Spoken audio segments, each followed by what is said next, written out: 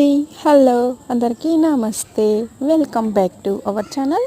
నేను బాగున్నాను, మీ అందరూ బాగుండాలని ఆ దేవుని నేనైతే కోరుకుంటున్నాను.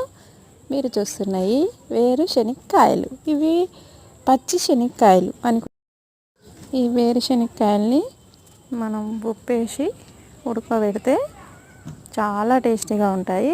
మా చిన్నప్పుడు అయితే ఈ వేరుశనక్కాయలు 2 గింజలలోనే ఉండేది. 3 గింజలు చూడడం అంటే మహాభాగ్యం అన్నమాట. కానీ ఇప్పుడైతే ఒక్కొక్క కాయలో 4 గింజలు కూడా వచ్చేసాయి. ఇప్పుడు అంతా వచ్చేసింది కదా system, science and technology system అనేది. ఈ జన్యు మార్పిడి పద్ధతి అనేది వృద్ధి చేయడం వల్ల 4 గింజలు 3 గింజల కాయలే ఎక్కువగా ఉన్నాయి. 1 గింజ 2 గింజలు అసలు రేరుగా ఉన్నాయి. చాలా టేస్టీగా ఉన్నాయి. మా పిల్లలు అయితే దంచేస్తున్నారు ఫ్రెండ్స్. Okay friends, bye.